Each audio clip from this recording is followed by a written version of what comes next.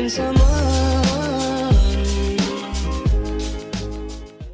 Welcome to the 11th episode of the EchoCast.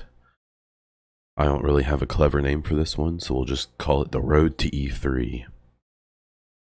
I'm Morgan, also known as Bond Diesel, and we're going to go ahead and get this started. So, state of the game recap, like we always start with. Been a little thin lately. We have no state of the game until the 7th, so the next podcast will have some kind of summary.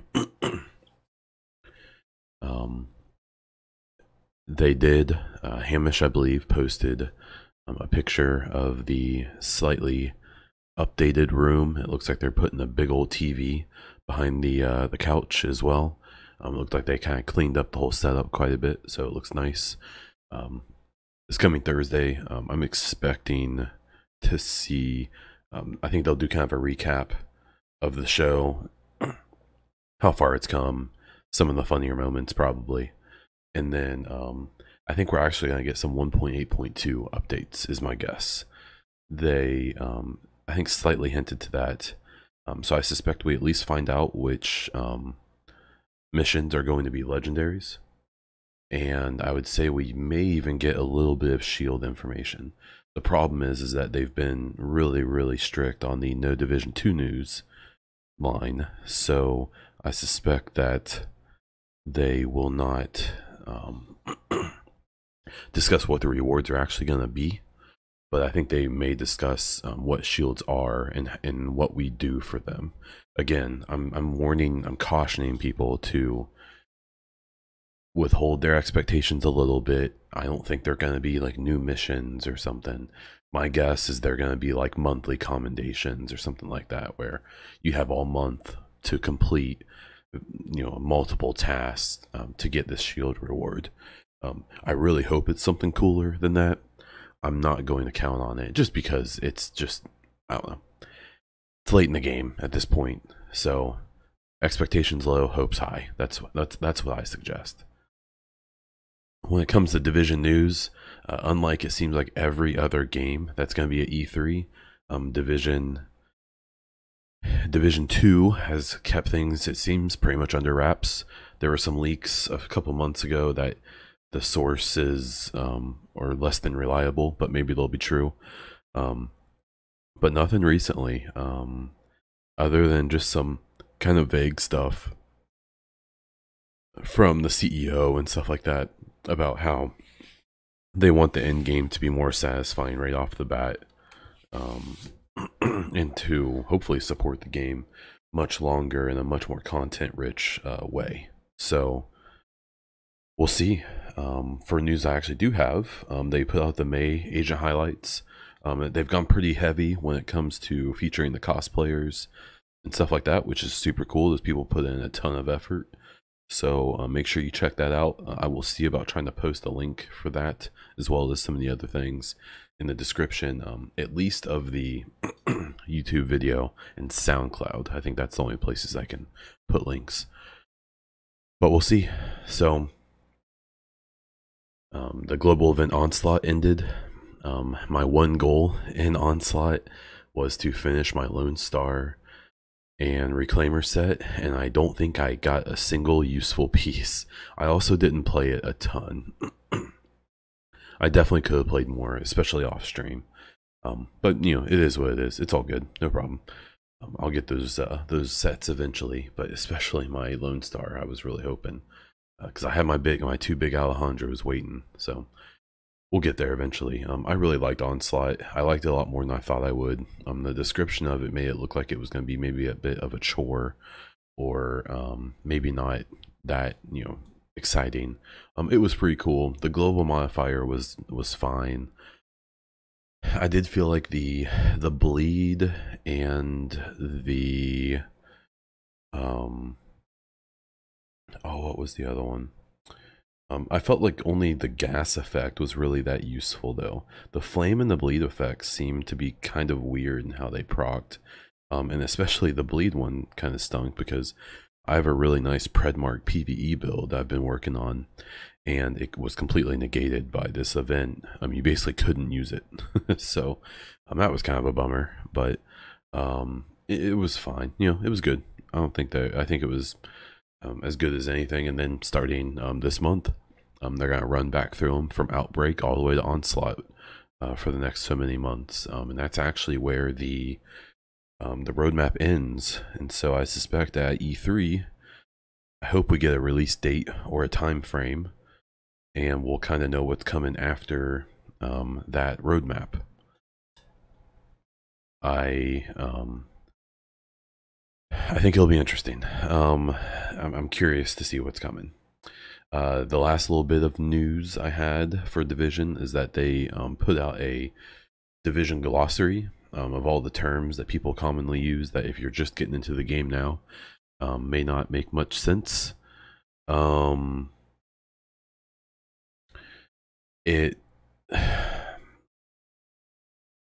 It's really nice. When I was reading through it, I realized how many of the terms are things that I don't think, like if I just started playing the game today and I tried to watch a video about the Division or got on Twitter and saw people talking about it, I'd be rather confused. So I'll try to post a link to that, as well as the jump back in video that they posted, talking about basically everything that's in the game right now.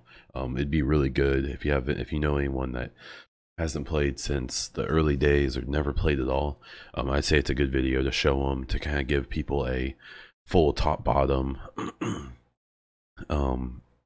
outlook on the game and where it's at currently and kind of what you're looking at. So that's that. The Division news, a little sparse now. I suspect in the next week it's going to ramp up just a bit. For the speculation piece, I was kind of debating between talking about PvP and whether or not there should be sets like Rainbow Six and Wildlands, or if we should continue using farm gear. I'm actually probably going to save that for the next one. Today I'm going to talk about PvE and how it can be improved in the Division 2.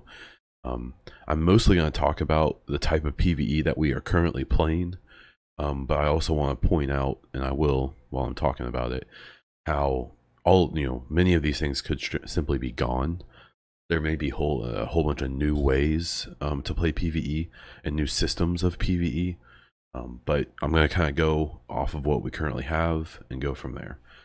So talking about, I think the biggest topic people have been kind of going on about lately is the raids and incursions. So the incursions that we got in the first game were maybe a hair underwhelming, to say the least. I think Falcons Lost was, it was okay. It did require like a little bit of teamwork and some mechanic. One of the big problems with Falcon Lost is that in the early days, due to people being very creative in their thinking, is one way to put it, people didn't even play it the way it's supposed to be played. They glitched into a wall and then shot sticky bombs or hit sniper rifle shots to destroy the armored vehicle to kind of cheese that mission and get the gear more easily, which if you have been playing since the beginning, you'll know that I predict, or I look back and think half the reason that they made such drastic decisions with gear drops and stuff like that was because so many people glitched and cheated their way to really good gear that the original gear grind was supposed to be pretty slow. It was supposed to be the way I think many of us want it to be, or wanted it to be before. In game, I understand throwing that gear out there like crazy, but back when the game began, I felt that it seemed like they really were trying to make getting all high-end gear a struggle. And then when they released gear sets, it was supposed to be hard.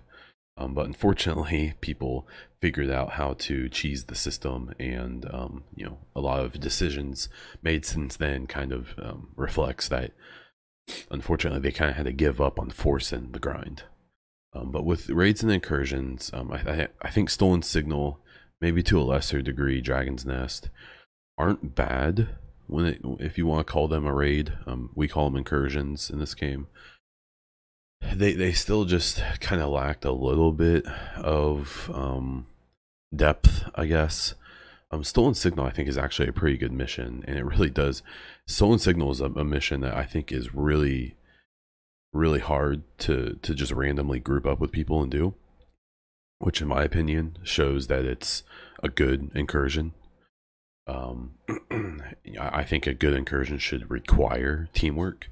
And without comms or without playing with people who know what they're doing, and people that you probably know, it's really hard, almost to the point of impossible. I've tried it myself with a bunch of randoms, and it never goes great. So the biggest issue I have with Stolen Signal at this point is that the rewards do not justify the time you spend trying to go through it. You know, if getting the exact same rewards is like Clear Sky doesn't make sense because of the significant amount of time and organization. The rewards should be at least tripled, in my opinion. 3 exotic caches, a ton of, you know, div tech. You know, it should really reward people being willing to jump into that mission and spend the time on it. I'm sure there's people who can speed run it in like 15 minutes, probably less. But I personally have no desire to play it because I've finished it once, but I just don't see the point. I could do literally almost anything else and get better rewards. So in the Division 2, I'm really hoping that we get, you know, Stolen Signal on steroids in a lot of ways. I want a lot of approachable content, but when it comes to the incursion / raids, I want to see 6-man groups, maybe even up to 8, but I think 6 is a sweet spot. I want to see more complicated mechanics. People always say, well, they should just do what Destiny does, because Destiny has good raids, especially the first one. The problem is, and I've seen this conversation before, is that trying to stick with the realistic aesthetic, which means they have to stick to a somewhat realistic like movement model, and the enemies have to be somewhat believable. You know, they can't have like an alien drop in and everyone has to shoot their health sacks or whatever. They have to get a lot more creative, which is funny to me because you would think that having to conjure up like in Destiny, this big alien or this big gargantuan enemy, you know, you would think that would take a lot of creativity, which I'm sure it does. In my opinion, though, trying to figure out how to recreate that same experience in a game that is quote unquote realistic, at least realistic looking, is really hard, in my opinion. So, even in like Dragon's Nest, I thought it would have been kind of interesting if we would have had to, you know, take out the cab, you know, blow up the cab, and then knock out the feed for the napalm that it was shooting, and like if you had to kind of chunk off that machine rather than just drop a tank on it by hitting buttons simultaneously. So I really just want some more complicated incursions and raids. And when it comes to the missions and the incursion / raids, I really don't want as much hand holding. I think you kind of have to do that, maybe in the campaign.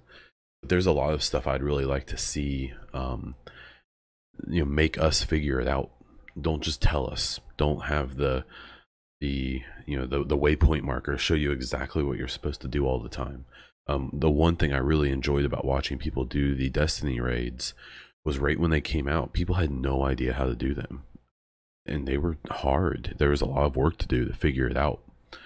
So that's something I would really, really like to see in the Division is kind of that depth, because I think it'd be very rewarding.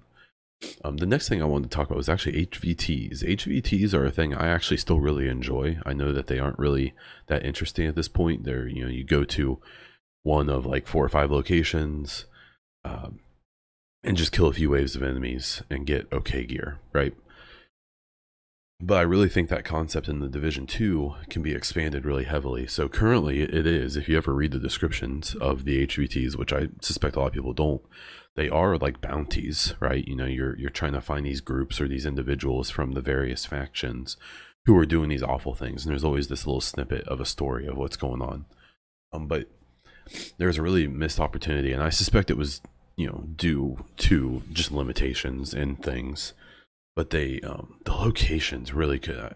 There need to be more varied locations. If they do a similar system in Division 2, there really needs to be just so many more locations. Because right now, I can walk around the map. I could do a whole video showing you locations that we could do HVTs. That would be so damn cool. The international school. any of the various parks, even parts of the subway systems. There's just so much that was kind of wasted there. I think there's also an opportunity to use HVTs in Division 2 to tell little bits of story, almost like picking up intel. Obviously, it's easier said than done because of everything that goes into injecting story into something you can do so often, but I think it'd be really nice to give little things. HVTs give us like cosmetics just for doing HVTs. Make a whole set of cosmetics that you only get from doing HVTs. Little things like that. Maybe don't make us do the search and destroy missions, or make the search and destroy missions a lot more interesting or deep. I really think HVTs are a really cool idea. I really hope they continue them in the Division 2 in some way, just as an evolved system. The underground is something that I think is just ripe. You know, it's hard to tell if the setting of the second game is going to allow something like the underground, but some procedurally generated mode, again, that has even more depth. The underground has more variety than you probably think it does at this point, but from someone with fresh eyes, I think it does provide a good amount of variety. The problem being that it just, you know, it gets a little old, and it kind of suffers a similar problem as Stolen Signal, where the rewards aren't always the best. Adding the hunters, I love running underground solo at this point and fighting the hunters, because I kind of intentionally don't use my striker or nomad builds. I tend to fight them with my attack build, and I die. I can die relatively easily, especially if I get too cocky. It's just, I enjoy the fight more than I really care about melting them in a half a second. Just on stream yesterday, I ran underground, and I thought I was doing okay. I kept dropping back, hitting them, and the one that has like the semi-auto shotgun just got right in my face. I tried to dive away from him. He ended it real quick. So the underground is something I hope that we get something like it in the next game.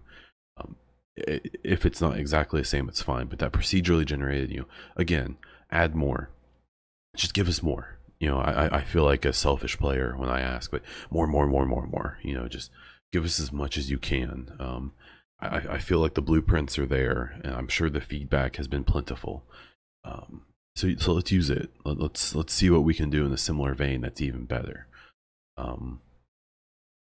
The next one I would talk is just random encounters. One thing I always hoped for with this game, and I still dream of, in some of the pre-release videos, there's a cinematic where from before the game came out, where an agent is helping this guy who's being bullied by these rioters, and they run off, and they're looking behind the agents, and when they run off, the agents kind of look around like, what are they doing? And they all turn around, the agents do, and this garbage truck that has like barbed wire and armor on it pulls up with these like 6 cleaners hanging off of it, and they jump off and start walking towards the agents. And what I think is one of the coolest like cinematics that came out of this game. And I always hoped in this game that I'd be running through the streets, and like four garbage trucks would pull up, and a mob would jump off of them and attack me, or that a troop transport and a Humvee would pull up and stop, and a bunch of LMB would jump out, or that a couple box fans would pull up and a bunch of Rikers or rioters would jump out and attack me. I always thought that'd be so cool. Or that, you know, a mission would pop up and say, you know, stop the supply run for the LMB going from Grand Central Station to General Assembly. And there'd be like a waypoint marker, and you'd have to get up there and use your sticky bombs and other stuff to stop this troop transport from delivering supplies. I really hope we get something like that in Division 2. That'd be super cool to have. I don't personally want vehicles for the agents. I think there's something kind of visceral about us not having that ability, but I would really like to incorporate some of that into Division 2. In the PvE side of things, again, that just adds another layer of depth and another layer of interest to the game, and gives us just one more thing to do that's not just running around shooting people in the head. The story progression, just in general, is something I've talked about. Just, you know, in all the little bits, all the little side bits, just give us as much little bits of story, whether it's directly related to the main story or little side things. I really hope that they continue with the picking up of intel around the map. I did the Intel Insights series that's actually now concluded. I may continue it with Echoes, but we'll have to see. But there's something to me that's just really cool about that system. And now I've heard some people say that it was a cheap way of not having to actually make the actual story more interesting, the campaign. I wouldn't disagree entirely. But as time has gone on, I've realized how much those little side bits of intel and story that has and some of them even have quite a bit to do with the main story if you really get into them. I really enjoyed that, and I would like to see that again, and I would like to see it expanded. That's kind of the theme of the speculation today: is improve what we had, make it even better, and add some new stuff, I guess is how I would summarize it. And even, you know, give us some side stories and stuff. I really enjoyed finding, I believe it was Fei Lao's sister, and finding you know, like the doctor's girlfriend and stuff like that. Like I really enjoy those kind of side missions where it's not just me saving the world, it's me, you know, helping people directly. When a civilian walks up and asks me for help, don't just have me give them a candy bar and they drop me a, you know, an FN-45. Let me talk to them and they can say, someone's holding my daughter hostage down the block. And I go down and I kill a bunch of Rikers that are holding this little girl hostage. I let her go. I get some div tech. I get some gear. You know, go from there. I really want that kind of stuff, and I really think that I suspect that we'll get something along those lines in the Division 2. That we'll get more depth and some more random stuff. Have me get attacked randomly. I've heard people talk about it. I don't really know much about this, so I'm not going to try to act like I do. But I've heard a lot of people talk about, like in Diablo, the loot goblin, where in the Division, it could be like a rioter or something that knocks you down, takes a piece of your gear, and just takes off. Or, you know, is a similar mechanic to what they have in Diablo. And it could be in the Dark Zone, and it could be an alert for everyone that this loot, whatever, is running. You have 2 minutes to find it and kill it, and you get the loot that they have. I think that stuff sounds really cool. Just things like that. Have me get attacked by hunters kind of randomly, not just in the underground. And I don't even want to say resistance is them like attacking you. It's just part of the resistance grind in survival. And I guess the last point I'll make about this is survival in general.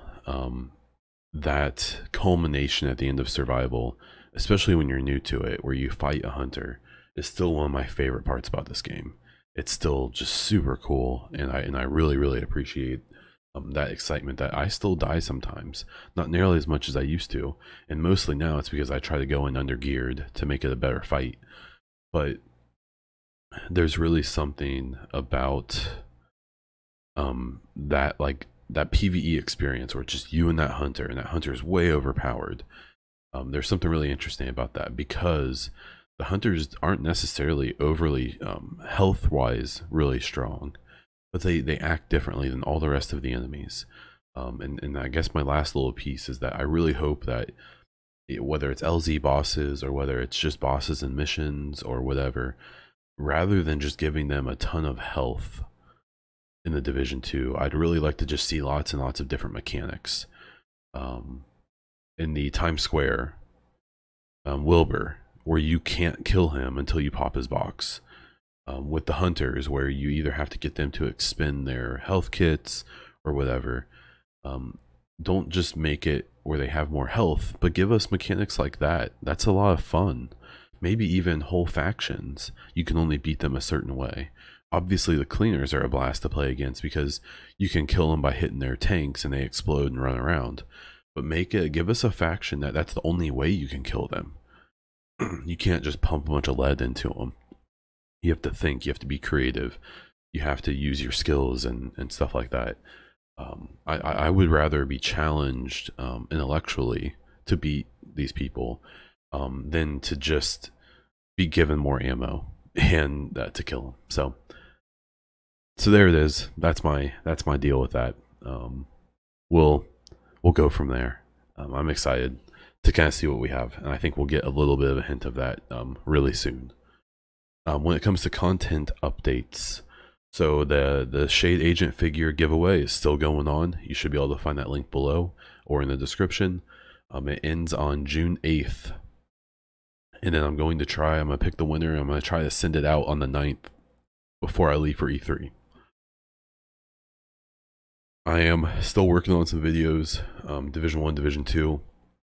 Currently I'm scripting or outlining one that talks about the things that the Division 1 did right and wrong, and how I think that should carry over to the Division 2, kind of lessons learned sort of thing. I'm hoping to put that out this week before I leave. Thursday or Friday would be ideal. Obviously, I talk about it a lot.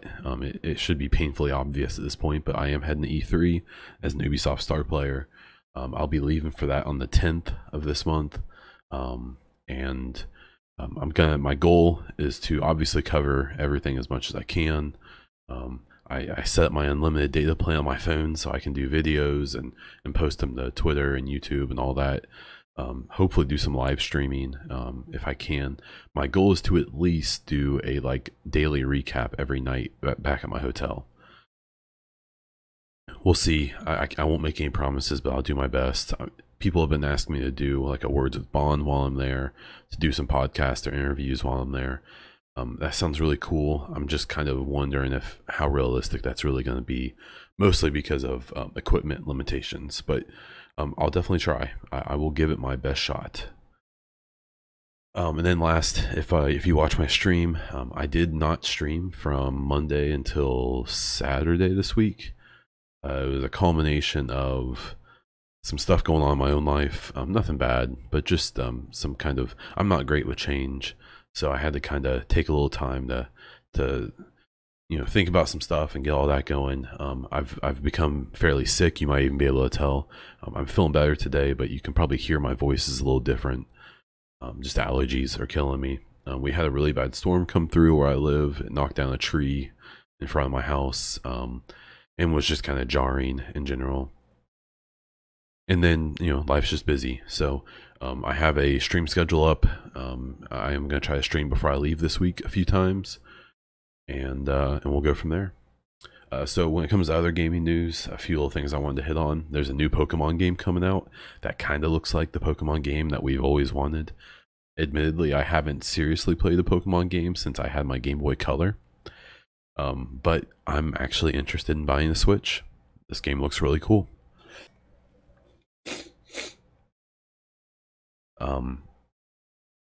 It's gonna be on the Switch. It allows co-op. It's a 3D game where you actually get to see your Pokemon following you, which looks so cool.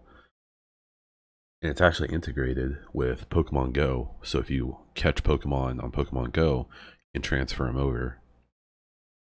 And I think that's gonna be a really fun thing. When I saw the turn-based style fighting, it's all in 3D. You get to even use it in co-op, which might be a bit overpowered, but we'll see. It's really cool. I'm really interested in that. It's the first game that's made me want to buy a Switch. I know Zelda and all that. I'm sure I would end up buying that. I haven't played one of those games since probably Nintendo 64. So I would definitely love to get back into that. Bungie, or someone announced that Bungie has gotten a $100 million investment from a outside company to work on a new IP, which would put the current IPs they're working on as Destiny 2, Destiny 3 upcoming with Activision, and then this new IP with another company.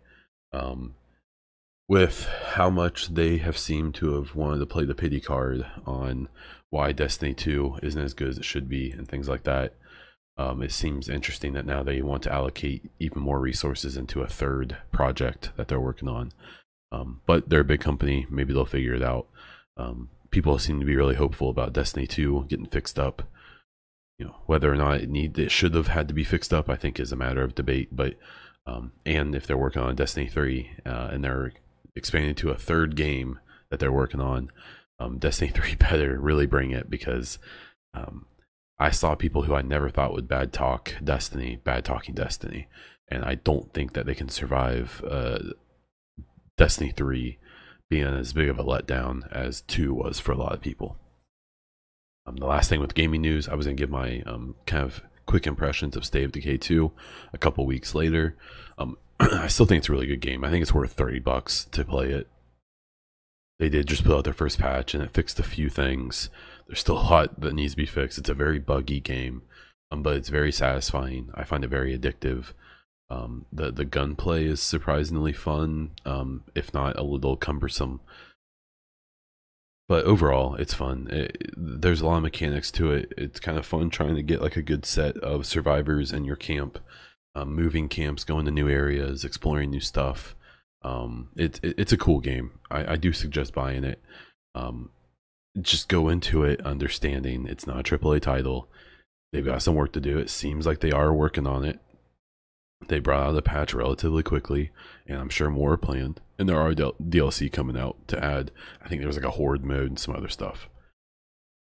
So, to wrap it up, if you want to find this podcast in other forms, it's on SoundCloud, Anchor, Google Music, and I post it to my YouTube over recent stream highlights or mission completions.